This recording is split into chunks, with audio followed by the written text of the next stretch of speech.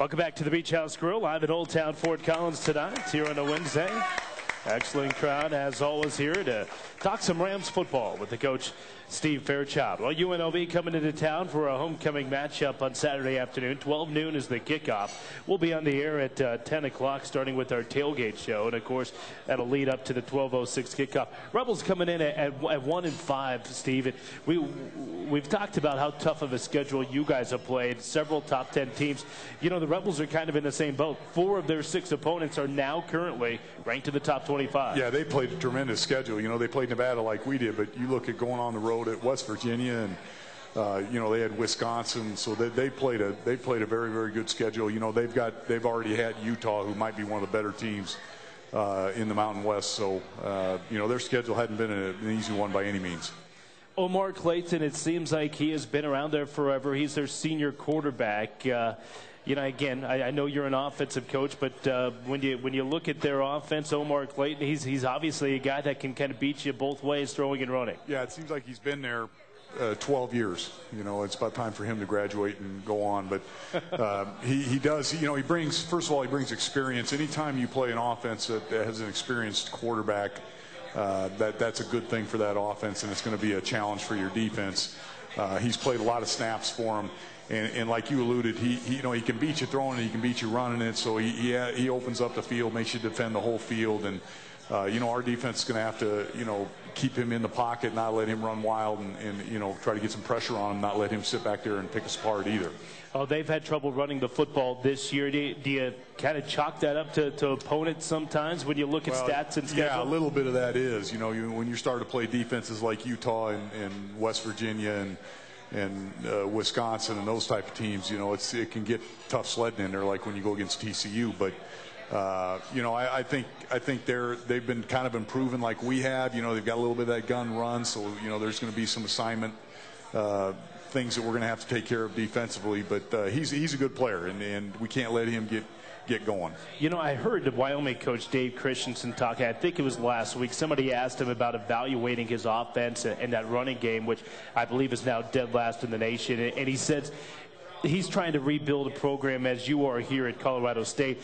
It's tough to evaluate his offense when they've been going up against the type of competition, you know, Wyoming, Texas, TCU, Boise State. It's tough to evaluate the offense when you're going up against that type of competition when you're trying to rebuild a program. Do you subscribe to that theory? There is a little bit of that's the truth, but unfortunately, you know, you better get some players and you better get them coached and you better start winning some games, and that's what all of us are faced with. But you know, in terms of running the football, you know, you look at our football team and you say we're struggling, and then we play the #1 run offense, and all of a sudden we outrush them. And a little of it's, you know, how teams play you and what they choose to take away and how they decide to play the game. So rather than look at overall statistics, what you really want to look at is how effective you are in one area. You know, you don't have to run the ball 40 times a game, but when you do run it, are you being productive? And when you do throw it, are you making some things happen? And you know, those are things I know most coaches look at, and that's the way we look at it at CSU. Well, we'll talk about that Rebel defense in a little more specific terms here coming up with Steve Fairchild, of course. Takes a look at that Rebel defense all week long. That's next here on the Coors Light Steve Fairchild Coaches Show, live in Fort Collins from Milligan Sports and the Colorado State Sports Network. Moving right along here on a Wednesday night here in Fort Collins, the Coors Light Steve Fairchild Coaches Show here on the Colorado State Sports Network. Another segment with Steve. Then we'll talk to defensive line coach Scott Brown, who's with us in attendance here this evening, and then senior Guy Miller, the defensive tackle for Colorado State. Well, Ram fans, don't forget that CSU, they're going to debut that new video scoreboard at Moby Arena coming up tomorrow night when the CSU volleyball team takes on TCU to commemorate this event. CSU is making all tickets just $2. That's Rams volleyball against TCU tomorrow night.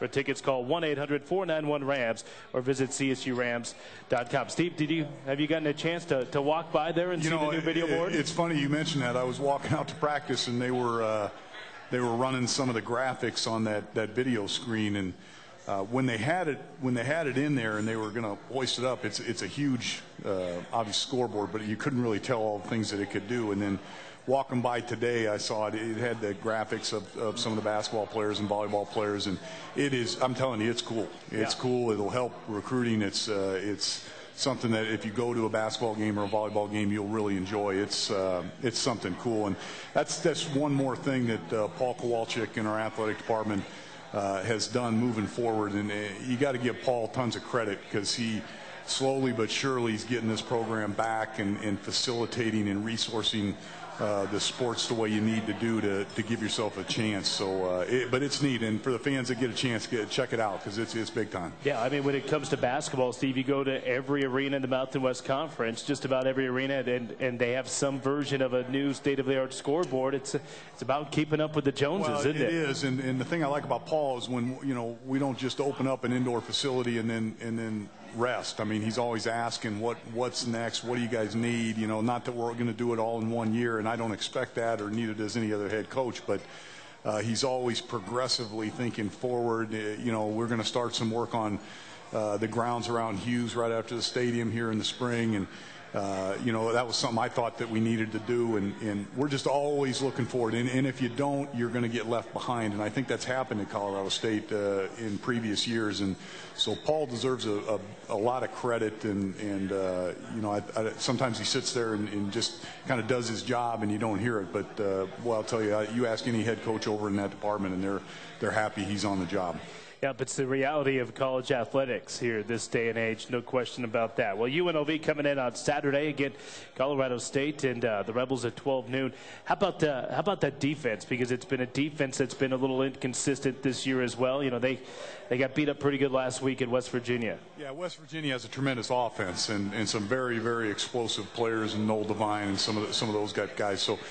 They flashed, defensively they actually have some talent. You look at their defensive line, and it's got a lot of good-looking kids that play hard and have ability. They've got some tremendous linebackers, experience in the secondary. So, we'll have our work cut out for us. And again, I worry less when it comes to our offensive side of the ball. I worry less and less about the opponent and more about just our focus and our ability to do the things that we want to do, because offensive football, when you really cut down to it, you're trying to impose your will on a defense, and regardless of what they're doing, but they are talented. They're a good defense football team. Well, they have a safety named Mike Clausen, and he's a former quarterback there, and Omar Clayton ended up winning the job. I believe it was after the first game, and he. The way I heard it, he went to Coach Houck and said, look, I'm a football player, and if I'm not going to be on the field as quarterback, let me play defense. Well, that's a tremendous kid. Those are the type of guys you want on your team. But he has played a lot of quarterback for him, and I noticed that as well when I sat down on Sunday and looked at the depth chart and started looking at numbers and looking at the first few games. And I remember thinking, now, this guy he played quarterback against us last year, and he did. Yep. So. But that's a tribute to the kid and the type of program that Bobby Houck's running. So could have you lined up at safety in your playing days? I was lucky to wind up anywhere. I was lucky to end up being a college football player, period. So. I mean, have you heard that with a quarterback? I mean, you hear of a wide receiver maybe going back and forth. Well, tight sometimes ends. You like recruiting quarterbacks and running backs because they're the best kids in high school. To give you an example, Bobby Borky, T.J. Borky, those guys were all quarterbacks. On their high school football team, and we've got more people than that. A lot of our skilled players at times have played quarterback in high school. So, but when they get like Clausen and you're recruiting them to be a quarterback, and they're playing Division I football as a quarterback, and then they make the switch, that's obviously a much more rare situation. Well, I think with the case with Mike Clausen and UNLV, he's not a quarterback, he's not a safety, he's a football player, and I think that's kind of what you're referring to. All right, we're going to give the coach a break. When we come back here to the Beach House Grill, we'll sit down with Scott Brown, defensive line coach here at CSU. From Milligan Sports, the Colorado State Sports Network. All right, a few more segments up here on the Coors Light. Sunny a little bit. All right, sunny. Steve Fairchild Coach's Show. Steve, you didn't hear that, did you? That's what you get when you do about 5 things at once here. Yep, go ahead and put on the headset. We're back here at the Coors Light Scott Brown Coach's Show. How about that? How are you, sir? Good to see you. Scott Brown, 3rd year as the defensive line coach here at Colorado State University. I guess Bob's going to fix your headset there. There you go, Bob, our engineer extraordinaire. But 35th year in coaching, and you've been a coach all your life, haven't you? I have been a coach all my life. Been very fortunate. My wife says I don't go to work every day. I go to play. That's right. Well, you know, that's one thing that I don't think a lot of people realize about coaches. You have to have a significant other that is about as good as it gets, right? That's the truth. Our wives put up with a great deal of time alone, etc., raising the children on their own and stuff. But I think they enjoy the game and enjoy being around the kids and watching kids grow up. And certainly the camaraderie on the staff is important. Yeah. Now you're a Colorado native. Kind of take us back to the old days and kind of tell us where you came from. Well, I come from a small town in southwestern Colorado called by the name of South Fork, Colorado. It's the base of Wolf Creek Pass. Went to school at Del Norte High School. Played ball at Adams State there in Alamosa. Married my high school sweetheart, and the rest is kind of history. The rest has been coaching. Yeah. And you coached at Duke, I think, for what, 10, 11 years? Actually, 12 years. 12 years. Yeah. And then you met Larry Kerr down there, who was coaching the defense, right? Right. I had always been certainly a big fan of Colorado State and what they've done here. A large number of my family members have graduated from this school. Certainly, goes all the way back into my in-laws, but had visited here a couple of times to study their defense. And when we got an opportunity to hire Larry at Duke, he came aboard, and we seemed to hit it off, and it's been a great relationship. Yeah, and I know Larry's a big reason why you're out here, and Larry is certainly one of the good guys in coaching, no question about that. Let me ask you a couple questions about the team this year, and in particular, Guy Miller, who we'll have here in a second, because he's having a tremendous senior season. You know, Guy has been a real joy for our staff to coach. He's an incredibly hard worker. His parents did an incredible job of raising him. He knows what it's like to pick up his lunch pail every day and go to work. And very accountable. We're very proud and fortunate that he's on our team. How about this defense as a whole? You have a lot of young guys out there playing for you, certainly on that defensive line. And then you have a couple of defensive ends that weren't defensive ends at this time last year. We do. That's not unusual in this day and age of college football. In fact, as I look back over my own coaching career, a lot of the defensive ends that I've coached over the years have played other positions in high school. But we do have some young guys that are maturing and getting better every week. We're very glad to have them, and they're putting more speed on the field for us, which is helping us.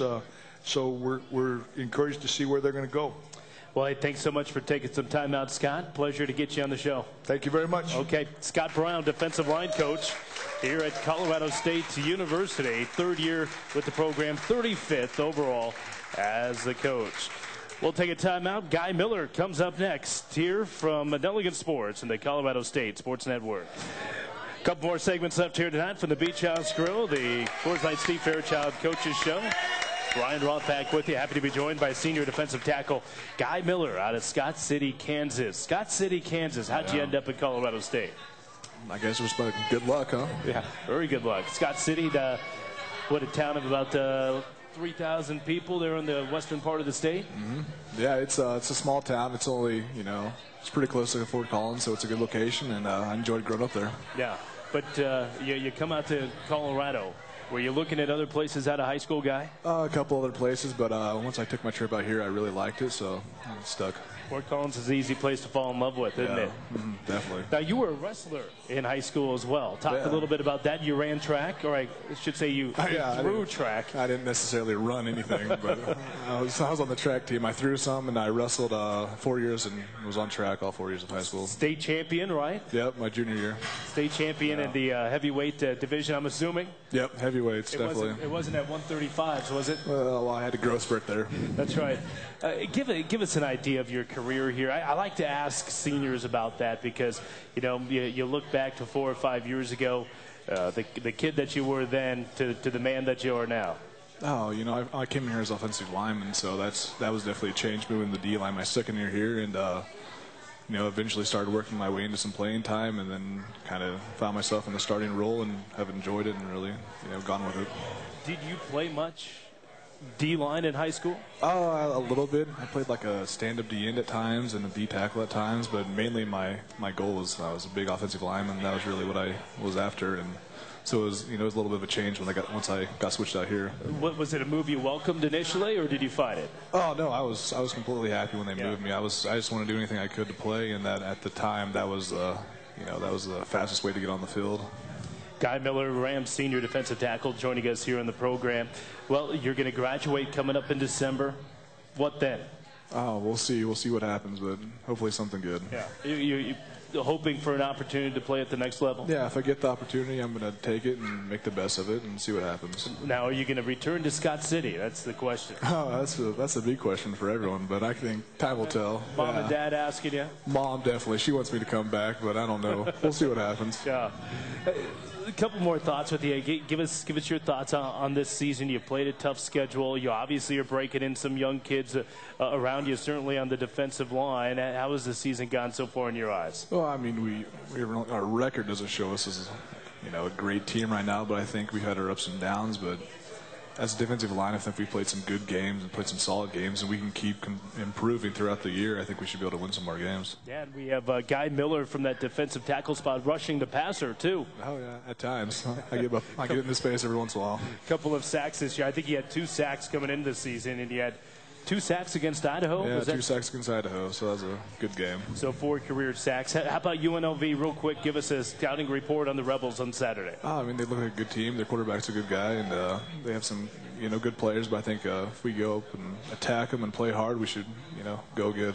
Yeah, you guys probably feel like this is a game you need to have. Yeah, I mean, we need to win this one. It's a game we can win, I think, and we're going to go out there and give it all we can. All right, Guy, thanks so much. Appreciate it. Yeah, no problem. All right, that's Guy Miller, senior defensive tackle from Scott City, Kansas. We'll have one more segment with the coach, Steve Fairchild, after this from Nelligan Sports and the Colorado State Sports Network. Well, it's our final segment here on the Coors Light Steve Fairchild Coaches Show. Here at the Beach House Grill in Old Town Fort Collins.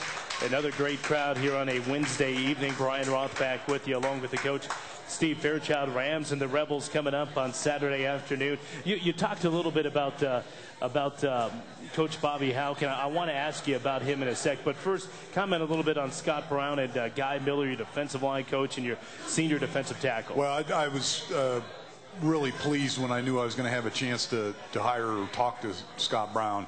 I knew a lot about him because he's from Colorado, and obviously I was very close with Larry Kerr, who had worked with him. But you're talking about a guy that's coached in the, Big 12 Southwest Conference, coached in the Big 10, and got a lot of experience at a very high level of football. And, not only that, one of the top recruiters in the state of Texas. So he's been a big part of what we've been trying to build here, and just tremendously happy that he's on our staff. And then, obviously Guy Miller, he's done. I find myself this season just sitting on the sidelines watching Guy Miller. He's had a tremendous first half of the season.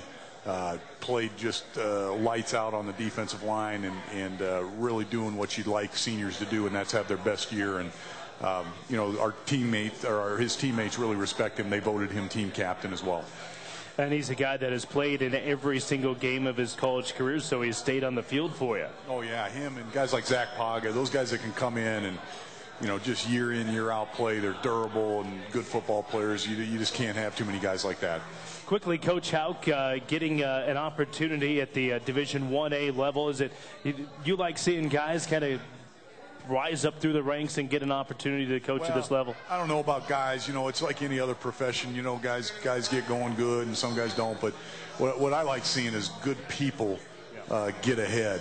And like any profession, there's a lot of good ones and some guys that are questionable. But he's certainly one of the good people out there. And it's good to see a guy like that get an opportunity. And I'm sure he'll do very well. Final thought as we leave here tonight to key or two to Saturday afternoon against the Rebels. Well, I think we're getting ready to unload on somebody. I really do. You watch us out there on the practice field, and we flash some good things all over the place. So, again, I think we got to run the ball, be physical on offense. Defensively, let's keep the ball in front of us, not give them anything easy. let's see if we can't finally get a kickoff return in the end zone on special teams. But I know this: we're going to play hard. We're going to play together. Those kids are going to have some fun, and I know we're really looking forward to another home game. Oh, and I know you're going to get a good crowd out there coming up on Saturday. Steve, thanks so much. Thank you. Appreciate it. That's the coach, Steve Fairchild. Well, for everybody that helped us out here tonight, Charlie Grimes back at Master Control. Bob Greenfield was our engineer extraordinaire, and coach of the course, Steve Fairchild.